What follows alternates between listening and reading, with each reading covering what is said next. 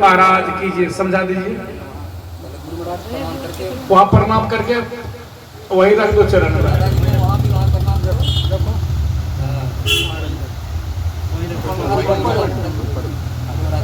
प्रणाम करो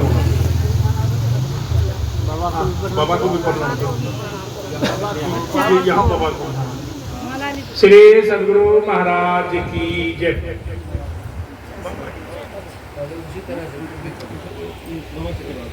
बाबा को भी देगा चरण में।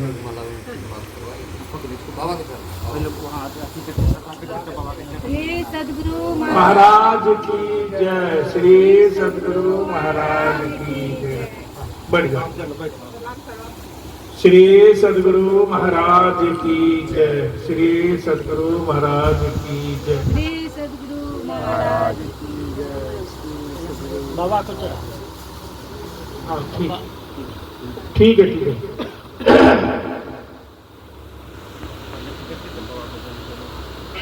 श्री सद्गुरु महाराज की जय। सद्गुरु महाराज की जय। बाबा को प्रणाम करो। हाँ ठीक है। श्री सद्गुरु महाराज की। श्री सद्गुरु महाराज की जय। श्री सद्गुरु महाराज की जय।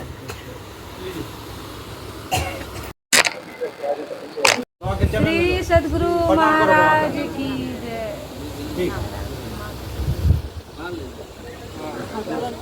बैठो।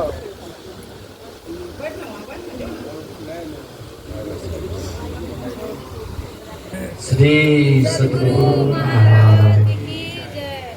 श्री सद्गुरु महाराज की जय।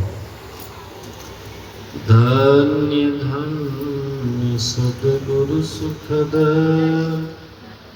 महिमा कही न जाए।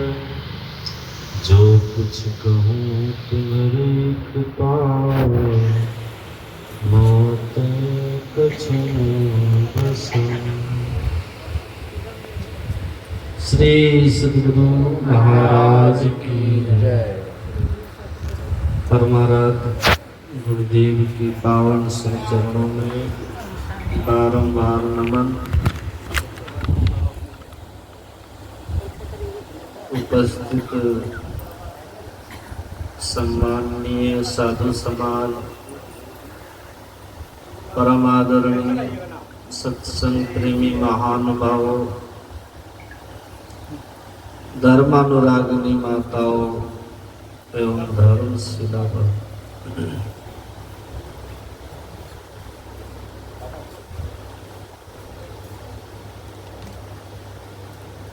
हम लोग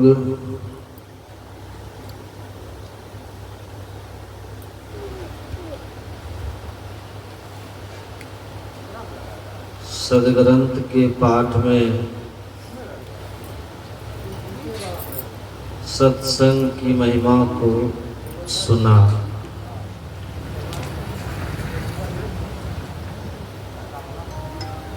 और हम सबको ज्ञात ही है कि यहाँ किस लिए सत्संग हो रहा है। हमारे पूज्य स्वर्गीय गुरुदेव पोद्दार की पुण्यतिथि के अवसर पर उनकी जो धर्म पत्नी है पूज्या सत्यभामा माता जी और उनके पूरे परिजनों ने यहाँ सत्संग का कार्यक्रम रखा है।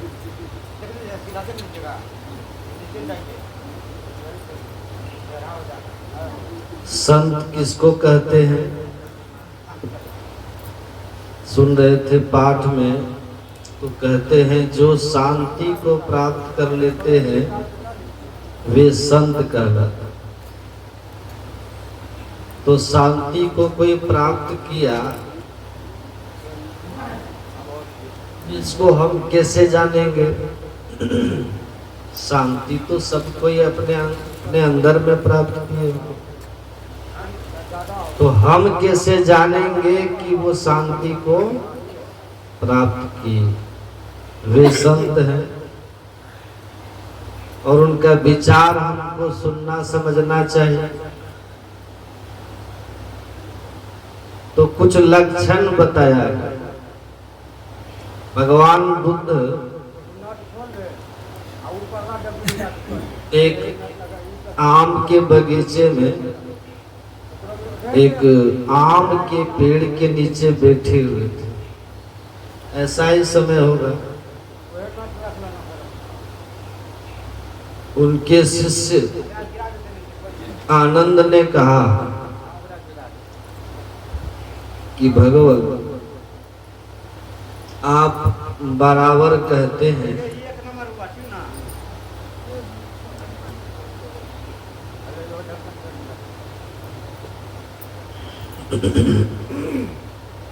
कि संतों का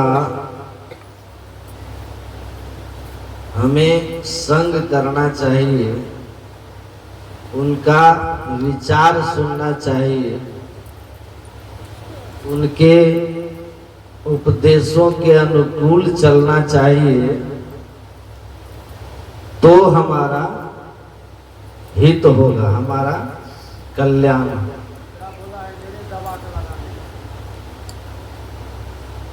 तो संत जो मोक्ष पा लिया, जो निर्वाण पा लिया, जो शांति पा लिया, वो तो अंदर की बात है।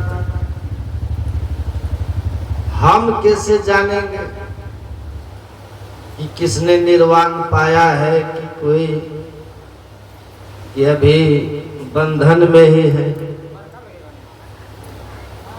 ये हम कैसे बता पाएंगे, हम कैसे जान पाएंगे? तो भगवान बुद्ध ने कहा तुम ठीक कहते हो,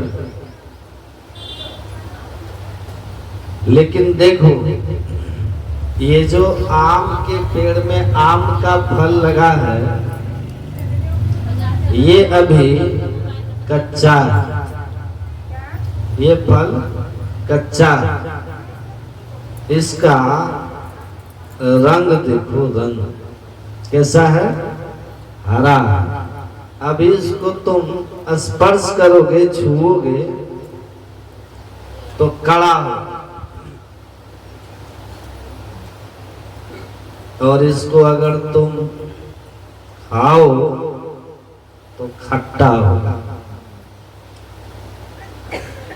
ऐसा है ना? बोलिए ना, आप लोग सुन रहे कि नहीं? आनंद ने कहा बिल्कुल।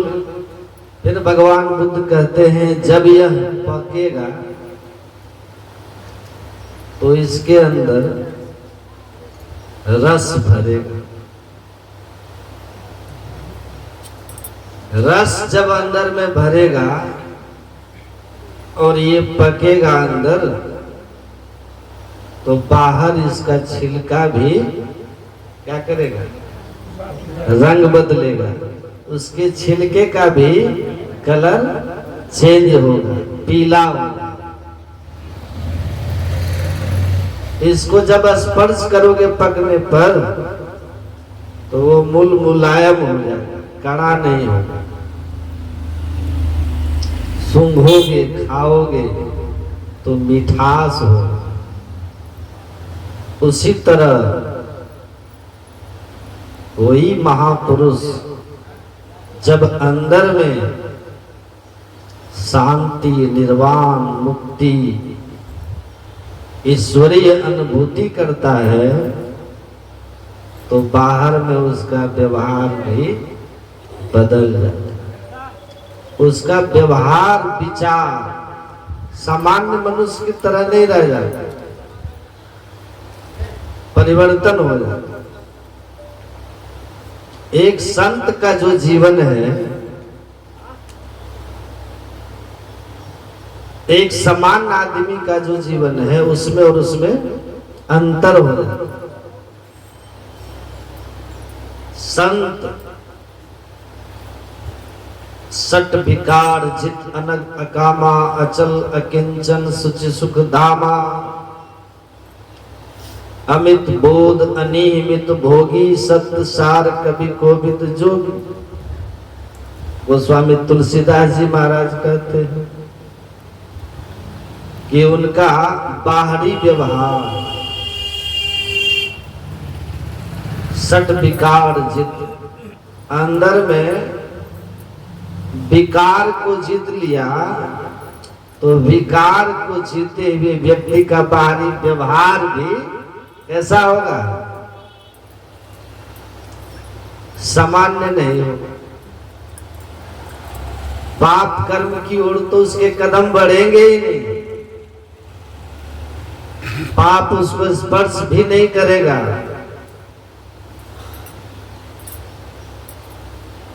सांसारिक कामनाएं उनकी रहेगी ही नहीं, और उनका हित करने वाला हो या उनका अहित करने वाला हो,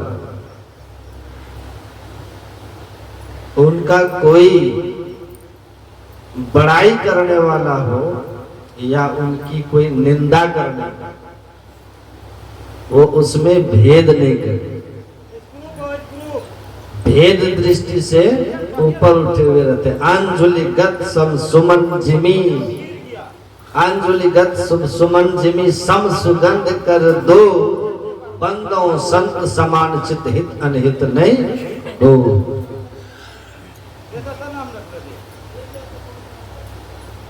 जैसे बायां और दायां हाथ की पवित्रता और अपवित्रता का ख्याल सुगंधित फूल नहीं करता, जिस हाथ को स्पर्श कर दीजिए उसको सुगंधित कर देगा, वैसे ही संत होते। कौन मेरा निंदा करने वाला है, कौन मेरी बड़ाई करने वाला है, उससे उनको फर्क नहीं पड़ता। उनके संपर्क में जो गया उसको पवित्र कर देगा, उसको पावन कर देगा। पापी और पुण्यात्मा का भेद नहीं करते, जो कोई आए मिले उन्हों से नर हो तो पवित्र लगे हरि रंग, जो आ जाए हरि रंग लगा दे। लूटने के ख्याल से रत्नाकर भी आ जाए तो उसमें भी रंग लगा के वाल्मीकि बना दो। मारने के लिए दौड़ रहा हो अंगुली मार, उसमें भी अपना रंग लगा करके बौद्ध भिक्षु बना दो। जैसे भी आ जाओ, तुलसी कौन योग से सत्संगति जब हो, राम मिलन संशय नहीं कहा सुजन सबको। कैसे भी वो संत मिल जाए, आपका हित ही हो जाए, अहित नहीं करे। पहचान में आ जाए, पहचान में आ जाएगा।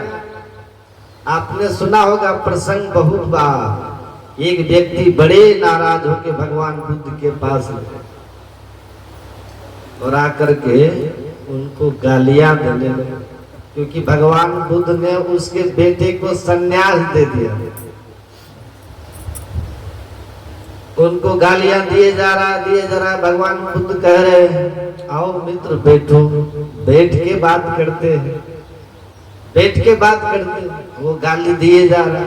भगवान बुद्ध मंद मुस्कान के साथ कहते अच्छा मित्र पहले बैठ तो जाओ, दूर से आए। अरे कौन मित्र तुम्हारा?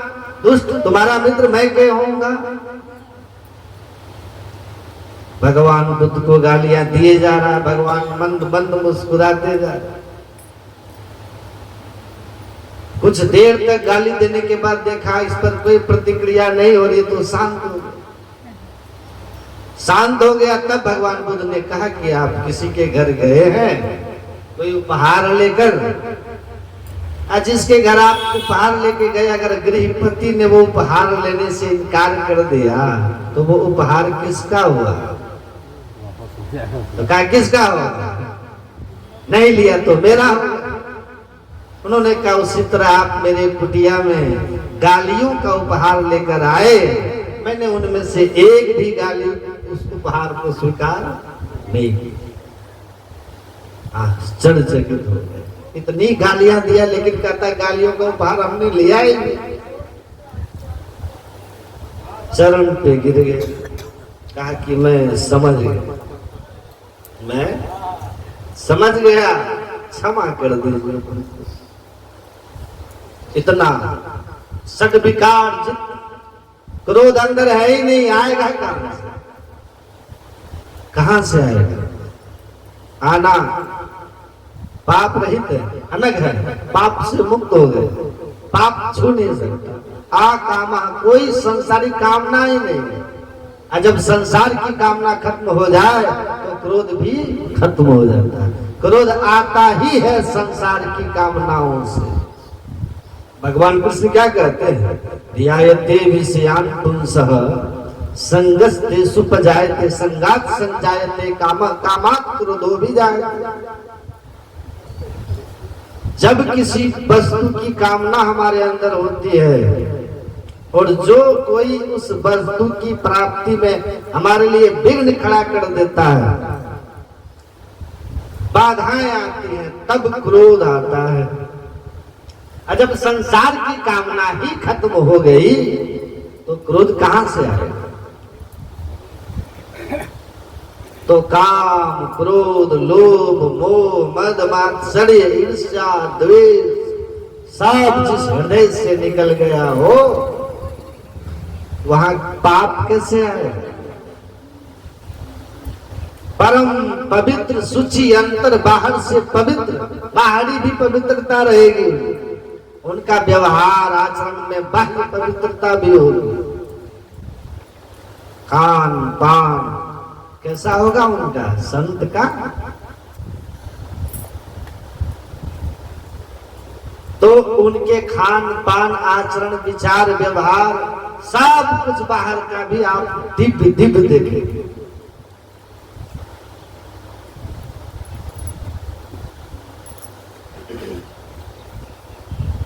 स्वामी विवेकानंद से एक बार उनकी परीक्षा लेने के लिए कि ये कितने अच्छे महात्मा हैं, एक अंग्रेज महिला बहुत पढ़ी लिखी विद्वान स्टैंड हिला दिया, अचानक से बोली कि स्वामी जी चाकू दीजिएगा। तो होता ना कि आप बैठे हैं, वो चाकू रख दी, अब पीछे से फल लाते हैं, कहते स्वामी जी चाकू दीजिएगा। स्वामी विवेकानंद ने चाकू उठाया और चाकू का पीछे लकड़ी लगा रहता है, आगे सर काटने वाला, जो काटने वाला धार था वो उधर से चाकू को पकड़े और जिधर क्या बोलते हैं लकड़ी का लगा हुआ पीछे उसका होता है पिछला हिस्सा, वो उसके तरफ बढ़ाया। तो कहती है कि चाकू को आप पीछे से पकड़ करके दे सकते थे। स्वामी जी विवेकानंद ने कहा कि पीछे काटने का कोई खतरा नहीं, आगे से खतरा है। तो खतरा मैं अपनी ओर रखा हूं ताकि आपको कष्ट ना हो। छोटी सी बात थी ना, ये छोटी सी बात से उसको समझ में आया कि देखिए एक कितना बारीकी रखते हैं कि किसी को हमसे, हमारे द्वारा किसी को कष्ट ना हो या किसी जीव को तकलीफ ना हो। स्वयं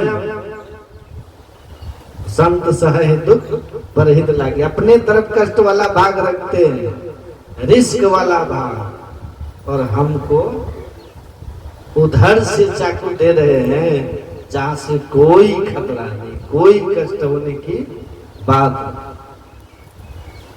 प्रभावित हो गई, शिष्या हो गई। तो संत का बाहरी व्यवहार भी बदल जाए और उपकार उनके जीवन में स्पष्ट दिखाई देने लगता है। निंदा स्तुति दोनों त्यागे और मान अपमाना। लोहा कंचन सम करी जाने दे मूर्ति भगवाना। स्तुति करने वाले पर भी खुश नहीं और निंदा करने वाले से भी दुखी। लोहा कंचन सम करी जाने। और सांसारिक व्यवहारों की प्रति ऐसी आनाशक्ति होती है कि सोना और लोहा उनके लिए कोई महत्व नहीं रखता। ऐसा जो बन गया वे सगुण साकार रूप में ईश्वर के मूर्ति है। परम पुरुष की आरसी संतन ही की दे। लखा जो चाहे अलग को इन्हीं में लखी ले। प्रत्यक्ष सगुण साकार जिंदा जागृत रूप है गुरु महाराज संत। तो उनका बाहरी विचार में भी परिवर्तन। ये है छिलके का रंग बदल। गुरु महाराज कहते हैं ना कि कुछ दिन संग कीजिएगा ना तो जान जाइएगा कि इनका विचार व्यवहार इनके ज्ञान के अनुकूल है कि नहीं है। मुक्ति मार्ग जानते साधन करते नित्य। साधन करते नित्य सच्चित जग में रहते। दिन दिन अधिक विराग प्रेम सत्संग सो करते। दृढ़ ज्ञान समझाए बोधते को बुद्धि को हरते। संशय दूर बहाए संत मत स्थिर करते। मैं ही ये घड़ गुण धड़ जोई गुरु सोई सतचित मुक्ति मार्ग जानते। साधन करते नित्य। तो साथ रहेंगे तो देख लेंगे ना कि साधन करते हैं कि नहीं करते। पवित्रता से रहते हैं कि नहीं रहते। आचार विचार व्यवहार शुद्ध है कि नहीं है।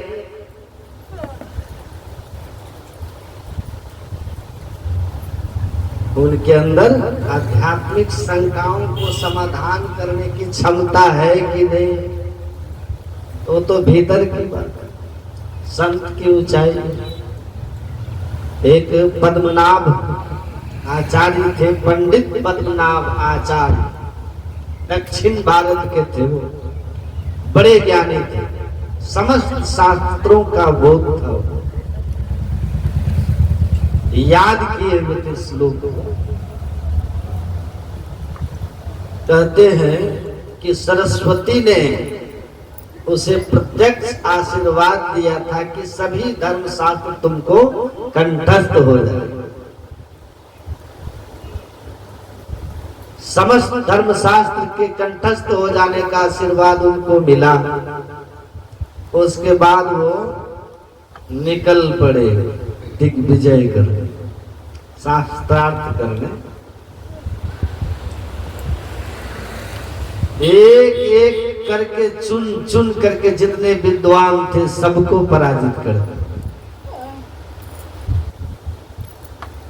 और सबको पराजित करते थे। वो राजा के दरबार में जाकर के कहते थे कि चुनौती दे रहा हूं आप अपने विद्वान को बुलाइए हमें पराजित कर दे तो हम उसको इतना धन देंगे नहीं तो वो हमको दे।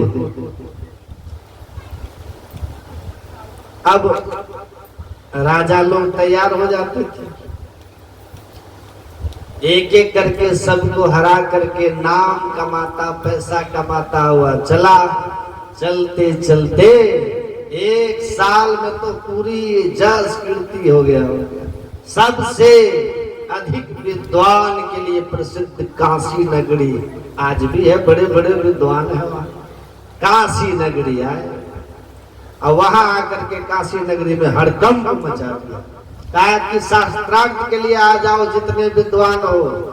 सब पंडित लोग ने कहा कि इसको तो सरस्वती का वरदान है और हम में से किसी को एक शास्त्र कोई दो शास्त्र द्विवेदी त्रिवेदी है। ये तो सारे शास्त्रों के मर्मज्ञ कहीं से भी पूछ लेगा तो परेशान कर देगा। काशी की नाक कट जाएगी। विद्वानों की नगरी काशी का गौरव धूमिल हो जाएगा। तो काशी की लाज रखनी है। अभी क्या किया जाए। तो सारे विद्वान पंडित भगवान शंकर जी के मंदिर में जाकर के विष्णुनाथ मंदिर में आराधना करने लगे। तो प्रसंग में है कि भगवान शंकर की प्रेरणा से इन लोगों को यह अनुभव हुआ कि शंकर भगवान कह रहे हैं कि काशी की लाज रखना चाहते हो तो सब पंडित एक मत होकर संत कबीर साहब के पास इसको ले जा करके शास्त्रार्थ करवा दो। श्री सद्गुरु महाराज की तो बहुत आश्चर्य में पड़ गया लोग कि कबीर साहब से इसका क्या शास्त्रार्थ कराना है भाई, कबीर तो पढ़ा लिखा है ही नहीं। लेकिन भगवान शंकर कह रहे हैं तो चलना चाहिए।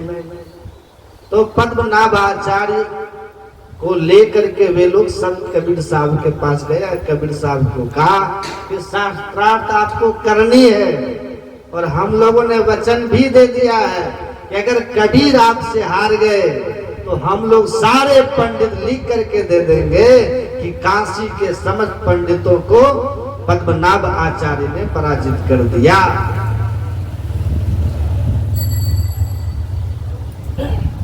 संत कबीर साहब ने कहा हम क्या शास्त्रार्थ करेंगे, हम तो पढ़े लिखे हैं ही नहीं, मसी कागज छियो नहीं, कलम गहो नहीं। हाँ तो कहा भगवान की इच्छा है तो कहा ठीक है, इच्छा है तो ठीक है। पद्मनाभ आचार्य सोचते हैं कि ये पढ़ा लिखा है नहीं, हम इससे क्या पूछें। कहा तुम ही को जितना पूछना है पूछ लो, जब तुम्हारे सवाल खत्म हो जाए तो हार मान लेना। कबीर साहब ने कहा मेरे पास तो कोई सवाल ही नहीं, मेरे खुद के लिए कोई संशय नहीं है, मैं संशय मुक्त हूं। कबीर को कैसा संशय है, तुम में निज में भेद बुद्धि को जो सकते हैं मिटा तुम वही व तुम्ही में प्रश्न खुनी रहते हैं। उसके पास कैसा प्रश्न, कहा मेरे पास तो प्रश्न ही नहीं है, संशय ही नहीं है कि मैं समाधान कराऊं, खुद के लिए कोई प्रश्न नहीं है। परमात्मा सर्वज्ञ, संत कबीर सर्वज्ञ, क्या पूछेंगे। त्रिकुटी महल में विद्यासर घन घन करते बजे नगाड़ा, ये कबीर साहब की ही वाणी है। वो त्रिकुटी महल में पहुंच वो पार किए हुए सर्वज्ञ को, जिसको जान के सब कुछ जाना जाता है, उसको जान लिया है। तो वो क्या पूछेंगे, वेद बुद्धि खत्म हो चुकी है। कहा मेरे लिए कुछ पूछना नहीं है, हाँ मैं तुमसे तुम्हारे लिए सवाल पूछता। कहा पूछिए। कहा शास्त्र को पढ़ के समझे हो कि शास्त्र को समझ के पढ़े हो, यही बता दो। शास्त्र पढ़ के समझे हो कि शास्त्र समझ कर पढ़े हो। सुन करके पद्मनाभ शांत हो, कुछ देर सोचते रहे और तब उन्होंने कहा कि न मैं शास्त्र को समझ के पढ़ा हूं, न शास्त्र पढ़ के समझा हूं। कहा तब जब शास्त्र को समझे ही नहीं हो तो क्या शास्त्र। पद्मनाभ ने कहा भूल हो गई। क्यों कहा, अगर मैं शास्त्र को समझ गया होता तो नाम जस और पैसे के लिए मैं दुनिया के लोगों को पराजित करके और धन संग्रह करते नहीं चलता। सुख प्रतिष्ठा, सुकड़ी विष्ठा प्रतिष्ठा शास्त्र में लिखा है। उसके पीछे मैं भाग रहा, धन संग्रह के पीछे भाग रहे। शास्त्र याद कर लिए, समझे नहीं। शास्त्र किस लिए पढ़ा जाता है? कबीर साहब ने कहा कि शास्त्र इसलिए पढ़ा जाता है कि हमें इस संसार की नश्वरता का बोध हो जाए। है? ना भयो जग काहू को कितनों को अपनों कियो, कड़ी जतन जो या ही त्यागो, शांति सुख सो ही लियो। तो संत या सदग्रंथ हमको संसारासक्त होने का उपदेश नहीं करते, वो हमको संसार से छूटने के लिए कहते हैं, शरीर संसार से हमको निकल जाने के लिए कहते हैं। और समझा कर कहते हैं जब तक जन्म और मरण का चक्र जीवन में है तब तक जीव कभी सुखी नहीं हो सकता। इसके लिए परमात्मा की भक्ति करनी है, यही तो मुक्ति है। और वही संत हैं जो अपने अंदर के आत्म सुना विद्यते हृदय ग्रंथि छिद्यन्ते सर्व संशया छियन्ते चास्य कर्माणि तस्मिन् दृष्टे बराबर। जिसने अपने अंदर के जड़ चेतन की ग्रंथि को खोलकर बड़े से बड़े परमात्मा का अनुभूति आत्म साक्षात्कार कर लिया, वे मुक्त पुरुष ही संत होते। कोई संशय उनको नहीं रहता। सुंदर ज्ञानी के कछु संशय रहता नहीं, स्वर्ग नरक सब भागी गयो भर। समस्त ब्रह्म से मुक्त होकर आत्म स्वरूप में स्थित है, ज्ञानी पुरुष है वो। तो शास्त्र पढ़ने का लाभ क्या है? सत्संग क्यों सुनाया जा रहा है? आगम निगम पुराण अनेका पढ़े सुने का फल प्रभु एका। वेद उपनिषद संत की वाणियों को सुनने का एक ही फल है, पढ़ने सुनने का। क्या फल है, क्या लक्ष्य है? तो पद पंकज प्रीति निरंतर सब साधन का फल यह सुंदर कि हमारा मन परमात्मा के चरणों में लग जाए। सद्गुरु महाराज तो परमात्मा के चरणों में प्रीति होने की जगह संसार के जस प्रतिष्ठा और धन वैभव को जमा करने के लिए पद्मनाभ निकल पड़े। कबीर कहते हैं शास्त्र समझ के पढ़ा, कि शास्त्र समझ समझ के पढ़ा, पढ़ के समझा कुछ नहीं। वाग वेखरी शब्द झरी वाक्य ज्ञानम कौशलम तद्वत् भुक्ते न तो मुक्ते, महाभारत में लिखा है। बहुत सुंदर सुंदर विशिष्ट शब्द अलंकार से आप लोगों को मोहित कर सकते हैं अपनी वाक्य कौशलता से। लेकिन आप तुम बोध नहीं हुआ है तो कर्मों के फल को भोगने से बच नहीं सकिएगा, नरक का निदान नहीं होने वाला है। उसके लिए तो साधन चाहिए, साधन चाहिए। इसीलिए पद्मनाभ संत कबीर के सामने नतमस्तक हो, इसलिए सुनाया जाता है सत्संग। इसीलिए सदग्रंथ की चर्चा होती है कि हमारा अनुराग संसार की ओर से हटकर परमात्मा की ओर हो जाए। ये कसौटी है, ये कसौटी है। महर्षि रमन उन्होंने लिखा है कि हम जो रोज सत्संग ध्यान करते हैं तो परीक्षार्थी विद्यार्थी पढ़ता है तो साल में परीक्षाएं भी होती है ना, कि भाई कहाँ तक आपका ज्ञान बढ़ा है, कितना आप सिलेबस में मेंटेन किए हो। उसी तरह सत्संग ध्यान करने वाले के लिए वो कहते हैं कि अपने आप देखना है कि हमारी साधना और सत्संग से कितना हमको प्रगति हुआ है। तो क्या करना होगा? तो उन्होंने कहा कि आपको देखना है कि क्या मेरा मन दूसरे के दुख से दुखी होता है। क्या दूसरे के दुख से हम दुखी होते हैं? दूसरे की उपलब्धियों से हमको खुशी होती है? क्या संसार के उपलब्धियों से हमारी मन में एकदम से उमंग भर जाता है? और कुछ हमारे साथ अगर बुरा हुआ तो एकदम हमारा मन दुखी हो जाता है?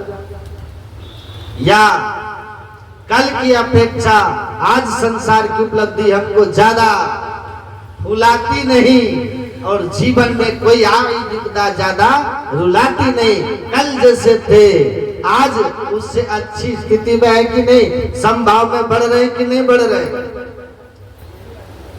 कहते हैं आपको ऐसे अपने मन को देखना है। अगर आप अपने आप में दूसरों की खुशी के साथ खुश, दूसरों के दुख के साथ दुखानुभूति करने लग गए तो समझ लो कि ईश्वर की कृपा, गुरु की कृपा अब आप पर हो गई है। आध्यात्मिकता का बीज अब अंकुरित होकर वृक्ष बनने की ओर चल दिया। श्री सद्गुरु महाराज की जय। तो हम कह रहे थे कि हमारा प्रेम स्नेह बढ़े, नित्य प्रति सत्संग कीजिए, मति हुए निर्मल सार दे। हमारा सत्संग से मति कहा ना कि सबसे पहले क्या करो? बुद्धि। बुद्धि मतलब मति। सत्संग करो, बुद्धि को निर्मल करना चाहते हो तो क्या होगा सत्संग से? मति हुए निर्मल सार दे। आपका मति निर्मल हो जाएगा, बुद्धि पवित्र हो जाएगी। हमारी बुद्धि पवित्र हो गई, इसका क्या प्रमाण है? रुचि प्राणपति सो उपजे, रुचि प्राणपति सो उपजे, सुख लहहि अति ही अपार रे। हमारी रुचि परमात्मा में होगी, बुद्धि निर्मल हो गई तो रुचि परमात्मा में होगी। तव पद पंकज प्रीति निरंतर, सब साधन का फल यह सुंदर। हमारी रुचि परमात्मा में हो। अगर रुचि परमात्मा में नहीं बढ़ रही है तो इसका मतलब बुद्धि हमारी निर्मल नहीं है। पवित्र बुद्धि ईश्वर की ओर होगी, अपवित्र बुद्धि संसार की ओर होगी।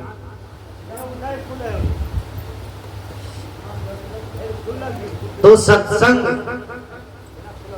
ज्ञान उपजता है। इस सत्संग में लाभ बहुत है। तुरंत मिलावे गुरु से। अब मूर्ख जन कोई सार न जाने, सत्संग में अमृत बरस। गुरु मतलब ज्ञान से ज्ञान होता है। अज्ञान यही है जो ज्ञान संसार से हमको छुड़ा दे, अब परमात्मा की ओर ले जाए, मोक्ष की ओर ले जाए। ज्ञानान मोक्ष मोहापनोति। मोक्ष कैसे होगा? जब परमात्मा में हम मिलेंगे तो बुद्धि परमात्मा की ओर भागेगी, प्रेम परमात्मा के लिए जगेगा। तब कहते हैं आप जान जाइए कि हमारी बुद्धि निर्मल हो रही है और सत्संग हमारे अंदर मजबूत हो रहा है। तो पहली बात है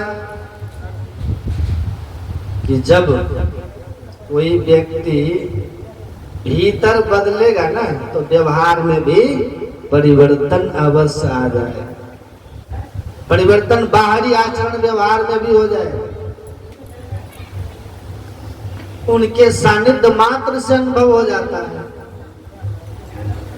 आगे क्या कहते भगवान बुद्ध कि देखने में रंग बदल जाएगा, छिलका रंग बदलेगा, उसका बाहरी विचार बदलेगा, व्यवहार बदलेगा।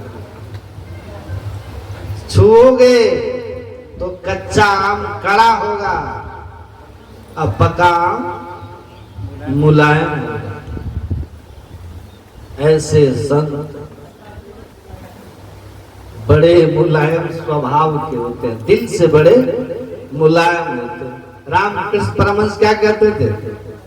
सच्चा साधु आलू बैगन की सब्जी की तरह मुलायम होता है। उदाहरण इनका देखिए, एकदम सीधा आलू बैगन की सब्जी की तरह एकदम मुलायम होते हैं।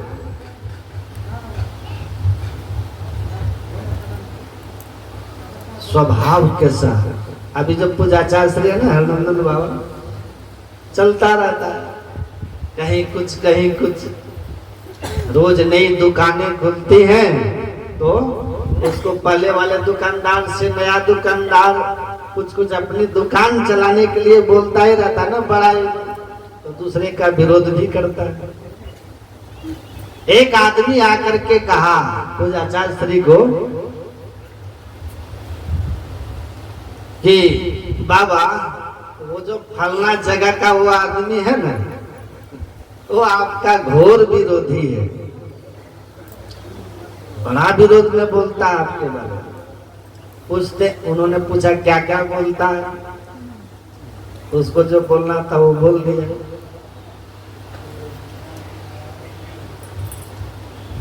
सुन लिया आचार्य, अब फिर हंसने लग गए और हंस के उन्होंने कहा कि वो जो कुछ बोला वैसा कुछ आपको हम में दिखता है?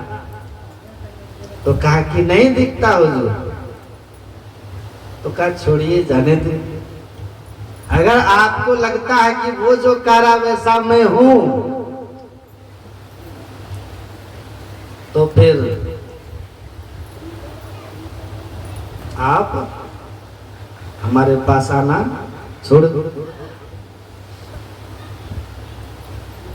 ये अच्छे महात्मा नहीं है ना, तो कहने दीजिए ना, लोग किसी के बारे में कोई कुछ बोलेगा ही बोलेगा, संसार है, यहाँ प्रशंसक और निंदक हमेशा सबके होते हैं।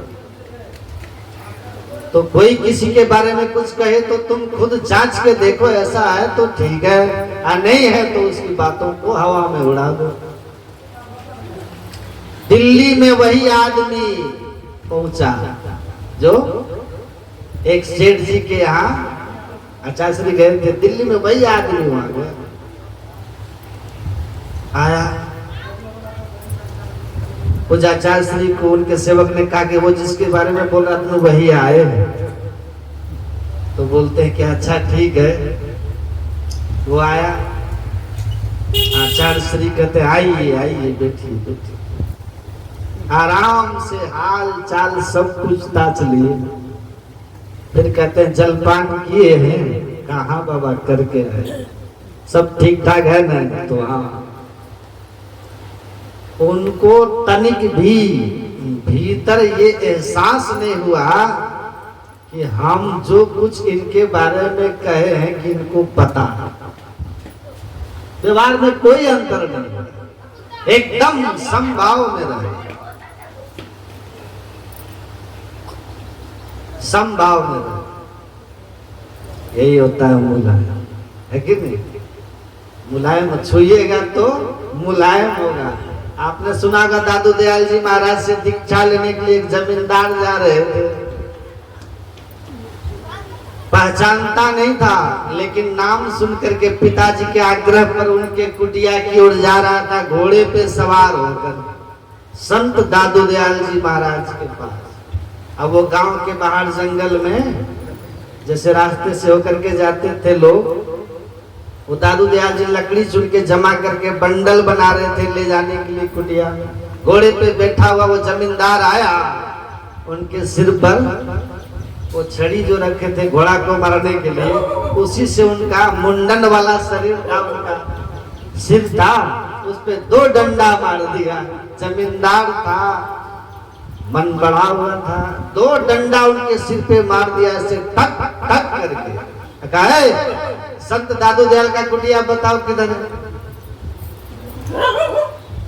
दूसरे गांव का जमींदार था। दादू दयाल जी सिर पे लगा हाथ से सहला करके कहते हैं कि सीधे जाइए, सीधे सीधे जाइए। कुछ और आगे जाने पर गांव के बाहर एक पीपल का पेड़ मिलेगा, सड़क के किनारे ही, वहीं पर दादू दयाल की कुटिया है, गांव के पार कर जाइएगा, ठीक है?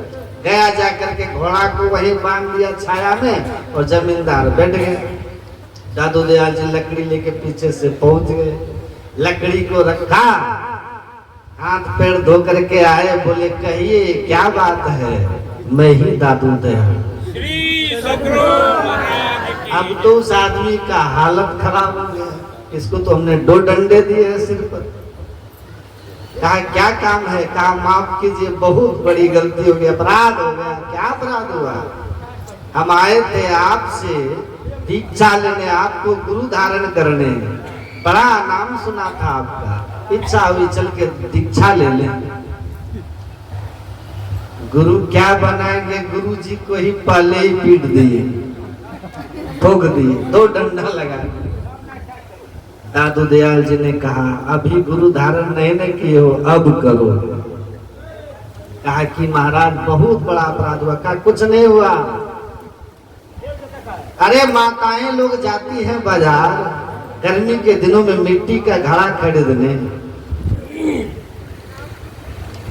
उसको ठोक ठोक करके देखती हैं कि घड़ा पक्का है कि कच्चा है, ठोस है कि कहीं से टूटा फूटा है। तो 2-4 पैसे का घड़ा जब लेने जाती है तो ठोक ठोक कर देखती है कि पक्का कच्चा। तुम अपने आत्म कल्याण के लिए संत सदगुरु की खोज में निकले हो, ठोक के देख लिया कि गुरु पक्का है कि कच्चा है, तो क्या फर्क पड़ता है? श्री सद्गुरु महाराज। कच्चा गुरु होता तो झगड़ जाता वही। क्या महाराज जी तुम हमको तुम्हारा खाते हैं कि हम अपना खाते हैं? बिड़ जाता है कि नहीं? इनको मारा संत सह जाते, काट कूट कोड़ कार धरती से काट कूट बन रहा है, कटुक बचन साधु से औरों से सहा नहीं है।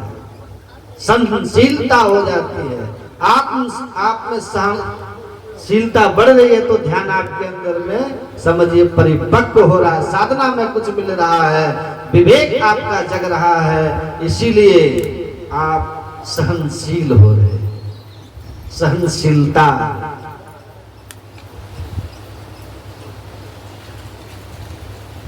तो कहा ठोक के देख लिया, मुलायम है, मुलायम, ठोस नहीं, कठोर नहीं। पानी भी बड़ा मधुर होगा, मधुरता रहेगी वाणी में, व्यवहार में कोमलता रहेगी।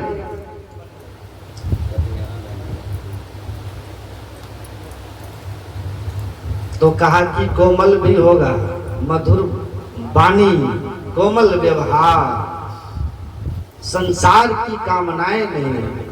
और तीसरी बात उन्होंने कहा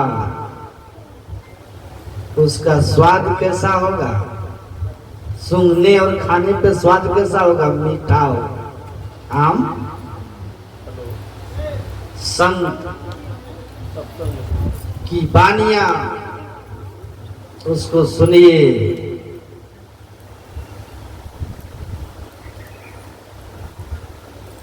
कितने शीतल होते हैं।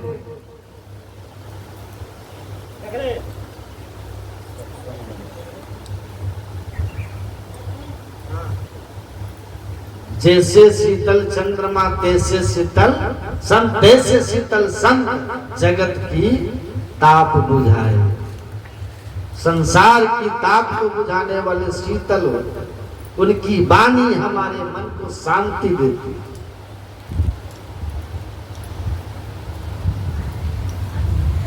राम विमल रस मेली के साधु आयो शब्द सुनाए, मानव कर दीपक दिया संशय भ्रम सब जाए।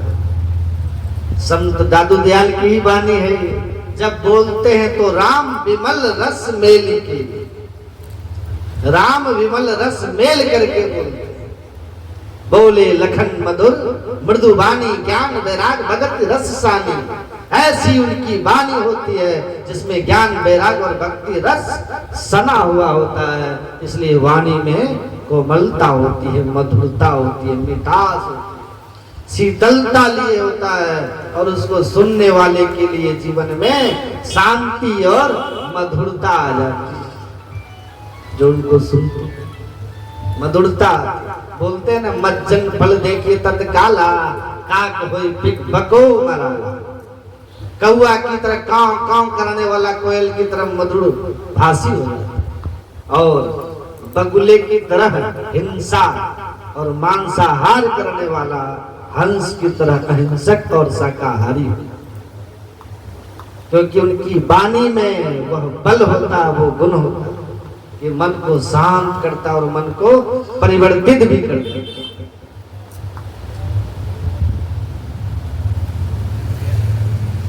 तो इस धराधाम पर संत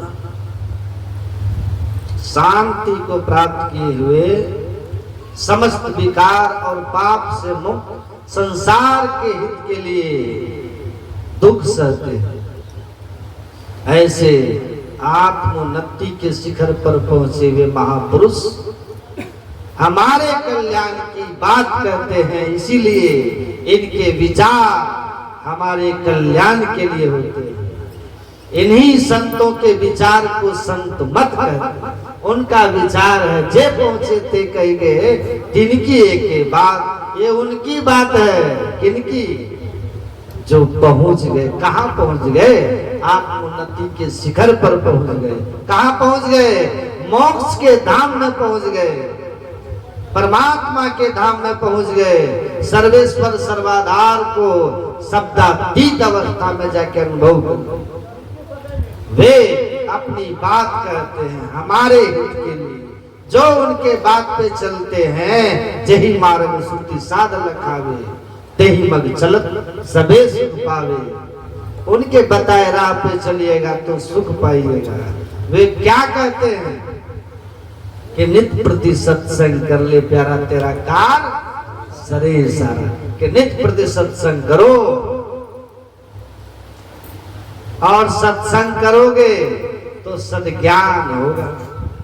सत्संग से विवेक होगा, बिनु सत्संग विवेक ना होई। सत्संगश्च विवेकश्च निर्मलम नैनत्वयम् यस्य नास्ति नरसंग कथम न स्यात् मार्ग।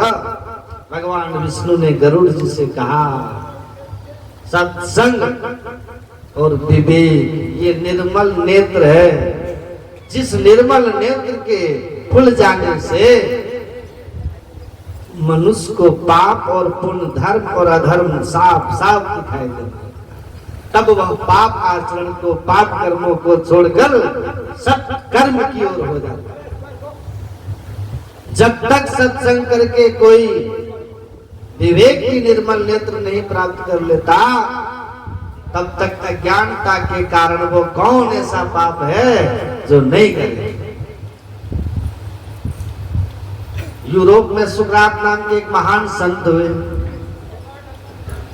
उन्होंने अपने समय में समाज में धर्म के नाम पर जो आडंबर फैला हुआ था, पाखंड फैला हुआ था, उसका बड़ा विरोध किया।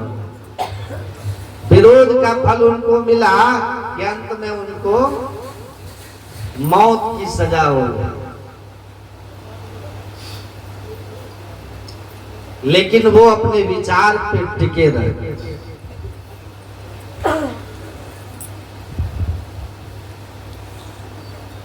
लोग समझाने उनको गए कि आप जिस ज्ञान का प्रचार कर रहे हैं उसको बंद कर दें।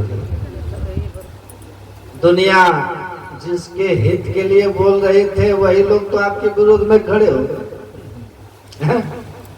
पुरोहित वर्ग के पक्ष में चले गए। जो आपके विरोधी थे उन्हीं के साथ खड़े हैं, तो आप क्यों बोल रहे हैं? तो उन्होंने कहा कि देखो कौन मेरे साथ खड़ा है, कौन विरोध में खड़ा है, इससे मुझे कोई लेना देना नहीं। मैं एक संत हूँ और मेरा ये कर्तव्य है कि मैं लोगों के हित में बोलूं। भले वो मेरा हित करे, लेकिन तब भी मैं हित में बोलूंगा, क्योंकि ये मेरा कर्तव्य है। मैं अपना कर्तव्य निभा रहा हूँ, वो अपना कर्तव्य न निभाए, वो उसका वो जाने, हमारा हम जाने। रही बात जहर की, तो आज नहीं तो कल तो मरना ही है। मौत की सजा राजा ने दे दिया है, इससे बच गए तो क्या हाँ कल हम नहीं मरेंगे? मर तो जाएंगे। तो जब मरना ही है तो सत्य ज्ञान के पक्ष में क्यों न मरूं कि अमर हो जाऊं, हमारी सदगति हो जाए। और मरने के बाद शायद जीते जी जिस बात को लोगों को मैं नहीं समझा सका, मरने के बाद लोगों को लगे कि जिस जान से हम इतना डरते हैं, थोड़ी सी बीमारी होगी तो भागो डॉक्टर के पास, कहीं मर न जाए, उस जान को उन्होंने अपने विचार के लिए कुर्बान कर दिया। तो जरूर उस आदमी के पास कुछ दिव्य चीज थी जिसके सामने मृत्यु भी भयभीत न कर सके, उसके विचारों को बदल न सके, तब तो लोग हमारी बातों पर भरोसा करके शायद मर के वो ये ज्ञान में अमल कर दूं और लोग हमारे विचारों पे चले। तो जब मृत्यु आनी है तो सतपथ के पथ पे चल के आनी चाहिए, और वो मृत्यु को स्वीकार किया। लेकिन पाखंडियों के खिलाफ पाखंड का विरोध करते रहे। उन्होंने एक शब्द कहा,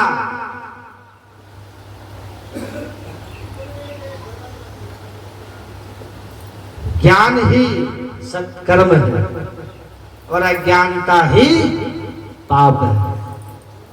क्या कहा? अज्ञानता पाप है, ज्ञान ही सत्य है। और उदाहरण उन्होंने देके कहा कि पशुओं की बलि लोग धर्म के नाम पर दे रहे हैं और समझते हैं कि पुण्य कर रहा हूं, लेकिन ये पाप कर रहे हैं क्योंकि अज्ञानी है। इसीलिए धर्म के नाम पर अधर्म कर रहे, पाप कर रहे। ज्ञान उपज जाएगा, सत्कर्मी स्वभावतः होगा। ज्ञान ही सत्कर्म का मार्ग है। और ज्ञान कहाँ होगा? बिन सत्संग ज्ञान नहीं उपजे। अब भगवान श्री कृष्ण ने कहा सत्संग को ज्ञान यज्ञ है ये। सर्वे कर्मा के लिए पार्थे ज्ञानी परिसमाप्ते श्रेयान द्रव्यमयादि यज्ञात ज्ञान यज्ञ परम तप। भगवान कहते हैं सभी यज्ञों में ये ज्ञान यज्ञ सर्वश्रेष्ठ यज्ञ है, क्योंकि इस सत्संग से ज्ञान होता है। जिस ज्ञान से उसके कर्म बंधन ढीले पड़ जाते हैं, पाप का त्याग करके सत्कर्म की ओर चलता है, ज्ञान हो जाता है कि संसार चक्र में फंसे रहोगे, स्वर्ग भी जाओगे तो स्वर्ग स्वल्प दुखदाई। क्या करना चाहिए? तो थर चेतन धारा पिंड के पारा दसम दुआरे का, जो दी जग जावे अति सुख पावे शब्द सहारे का ये असली ज्ञान है। यहाँ से मोक्ष का मार्ग खुलेगा। तो सत्संग वो कहते हैं ज्ञान ही सच्चा सत्कर्म है, और अज्ञानता में तो पाप ही पाप है। पुण्य के नाम पर भी पाप। तो ज्ञान चाहिए, बिना सत्संग के नहीं हो। ये निर्मल नेत्र नहीं खुलने वाली भगवान विष्णु कहते हैं। अंधा है वो जो अपना हित नहीं जानता, वो सबसे बड़ा अंधा है। भगवान विष्णु ने कहा अपना हित किसमें? सत्संग में समझ में आता है। अपना हित सत्संग ध्यान और सदाचार पालन में है। धनम मत्ती कुतम मत्ती कुतो पयो बिहत्ती अत्ता ही अत्तनो नत्ती कुतो धनम कुतो कुत्ता कुतो धनम। भगवान बुद्ध कहते हैं अरे मूढ़, धन मेरा है इससे सुख होगा, पुत्र मेरा है इससे सुख होगा। ये मूर्ख आदमी इस पे इन सब चीजों को पाकर के प्रसन्न होता है। ये तुम्हारे अपने थोड़े हैं। अत्ताहियत्तनोन्नति, जो स्वयं अपने आप का नहीं है, उसका धन और पुत्र क्या कर लेगा? कौन सा सुख दे देगा? तुम अपने आप का बनो, अपना मित्र बनो। तुम मनुष्य अपना मित्र और अपना शत्रु स्वयं है। तो अपना मित्र पहले बनो, और अपना मित्र बनने का मतलब ये है अपने उद्धार का उपाय करो। अपने उद्धार के लिए सत्संग और ध्यान से बढ़कर कुछ है ये नहीं। उसीलिए संत लोग कहते हैं आत्म कल्याण के मार्ग पर चल करके संसार का कर्तव्य कर्म करो, तो संसार से अनासक्त रह करके संसार सागर को पार कर जाओगे। तो ध्यान सत्संग नित्य नियमित कीजिए। इसलिए कहा कि पहले सत्संग कीजिए और तब चेतन धार को 10वें द्वार में जाकर के पकड़ लेना है। जिस चेतन धार को पकड़ लेने से जीव जहां से चेतन धार की उत्पत्ति हुई है वहां तक पहुंच जाएगा जो परम पद है। तो इसके लिए चेतन धार सीधे पकड़ में नहीं आता। तो पहले मानस जप करो। मानस जप मतलब मंत्र का जप करो, फिर मानस ध्यान करो। मानस जप और मानस ध्यान कीजिए। मानस जप मानस ध्यान कीजिए, दीक्षा लीजिए, खान पान पवित्र कीजिए, बैठ करके ध्यान कीजिए नियम से। तो जप और मानस ध्यान ये हमारे चित्त को शुद्ध कर देते हैं। हमारे जो मानसिक प्रवृत्ति है उसमें सात्विकता आ जाती है। राजसी और तामसी प्रवृत्ति रहने से ध्यान भजन में मन नहीं लगता। बैठ करके ध्यान पे संसार का चिंतन होने लग जाएगा। मन केवल संसारी वस्तुओं की ओर भागेगा, अंतर जगत की ओर उसका इंटरेस्ट नहीं होगा। चित्त को शांत करना है, वृत्ति को शांत करना है तो मानस जप और मानस ध्यान खूब कीजिए, चलते फिरते कीजिए, सत्संग प्रवचन सुनिए, मंत्र का जप कीजिए, इष्ट रूप का ध्यान कीजिए, संतवाणी याद कीजिए, संतवाणी को गुनगुनाइए। मन शुद्ध रहेगा, प्रेरित होते रहेगा। मन को मोड़ना है तो जिस चीज के बारे में बार बार मन को सुनाइएगा ना कि ये अच्छा है, ये अच्छा है, इससे लाभ है, तो मन उसके तरफ हो जाए। इसीलिए हरदम जपो कबू ना हटो तो ही छेड़ेगा ना काल। तो खूब अच्छी तरह जप करना है, ध्यान करना है। अब बैठ करके तब ज्योति का ध्यान करना, मतलब दृष्टि योग करना। ये दीक्षा में सीखना पड़ता है। ये दृष्टि योग कैसे? आंख बंद करने पर जो अंधेरा देख रहे हो, ये अंधेरा में रह करके बड़ा दुख है। सुन रहे थे ना, इस नगरी में तिमिर समाना भूल भरम हर बार, खोज करो अंतर उजियारी छोड़ चलो नौ द्वार। गुरु महाराज जी भी कहते खोज करो अंतर उजियारी, दृष्टिवान कोई देखा है। वो दृष्टिवान कोई देखा, अंदर में उजाला है कि खोज करो। अंतः शरीर ज्योतिर्मयम विस्फुरम यम पश्यति यत् यः क्षीण दोषा। जो अपने को पाप कर्मों से अलग रखेगा और गुरु की युक्ति से अपने अंदर में देखेगा तो देखते देखते उसको अपने अंदर में प्रकाश दिखेगा। ये कौशल है दृष्टि योग का। ये बिना दीक्षा के नहीं होता। ये सुषुम्ना में अपनी दृष्टि को केंद्रीभूत कर देने से बाएं दाएं दृष्टियों को वो दसम द्वार खुल जाता है। गुरु महाराज कहते 10वें द्वार में चलो ज्योति जग जावे। तब 10वें द्वार में जाने के बाद पिंड से ऊपर उठ जाओगे। शब्द सहारे कहा, शब्द का सहारा मिलेगा। जिस शब्द के सहारे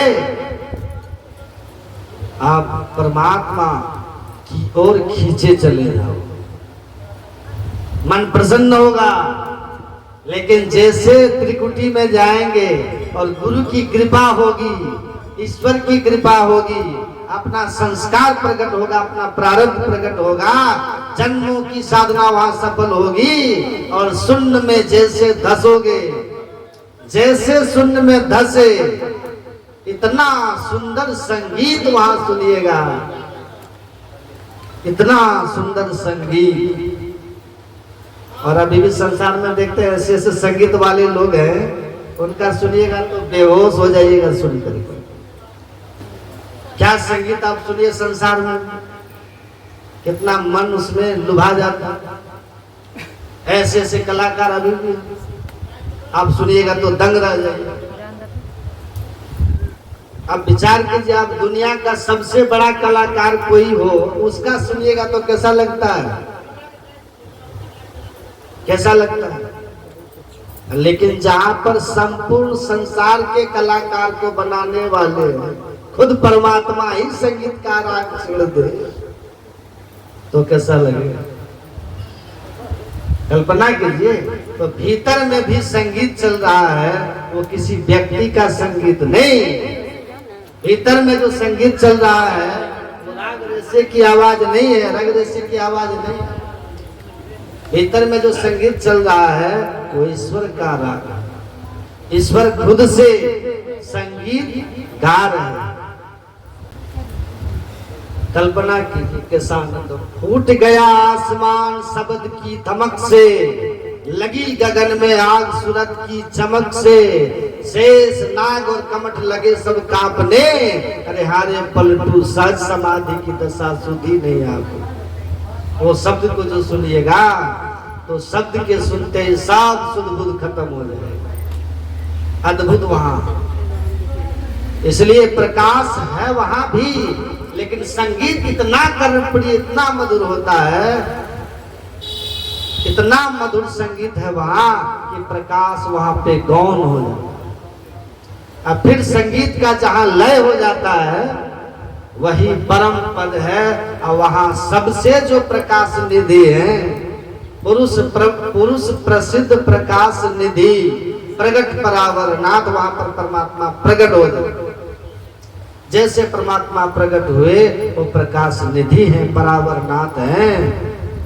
वो परमात्मा के दर्शन होते ही अविद्या बिल्कुल खत्म हो जाती है। अब ज्ञान, पूर्ण ज्ञान हो जाता, आमने सामने हो गए। हम में तुम में भेद बुद्धि को जो सकते हैं मिटा, वह तुम ही, तुम वही में ही प्रश्न पुनी रहते नहीं। वही हम भी थे, हम में तुम में भेद बुद्धि को जो सकते हैं मिटा, वह तुम ही, तुम वही में ही प्रश्न पुनी और सेवक। और क्या है? सेवक सेव भाव मिटी जावे। तो जीवन बड़ा अनमोल है, इसको बहुत महत्व दीजिए। साधना में मन को लगाइए, हर श्वास में भगवान का नाम लीजिए। सांसा खाली जात है तीन लोग का मोल, तो इस श्वास को खाली मत जाने दीजिए। जीवन को लेकर के बहुत चिंता नहीं कीजिए, कोई भी राह अपना सही रखिए। आज या तो कल हमको भी जाना है, बस सावधान रहना, रास्ता अपना सही रखना। जब जाना होगा जाएंगे, क्या परेशान। तो गुरु महाराज की महती कृपा से हम लोग यहाँ पर सत्संग में शामिल हुए। और मैं एक बार फिर स्वर्गीय पवित्र आत्मा गुरुदेव पोद्दार जी के शुभ गति के लिए गुरु महाराज जी से प्रार्थना करता हूँ, ईश्वर से प्रार्थना करता हूँ। और आप सभी तमाम लोग जो इस सत्संग में आए, आप सब लोगों का भी मंगल हो, कल्याण हो। इन्हीं शुभकामनाओं के साथ बोलिए श्री सद्गुरु महाराज की जय। अरे सुनिए, चाची जी से समझन भी दो। अरे वो के बाद समझन गाएंगे तो भजन नहीं होगा। जैसे बुढ़िया के बजा दिए। अरे बगल में यहाँ दीजिए, हमें बजा दिए। क्या मतलब क्या एक बात नहीं से, अरे देने दीजिए भाई, बच्चा गाना चाहिए, कोई गा देगा।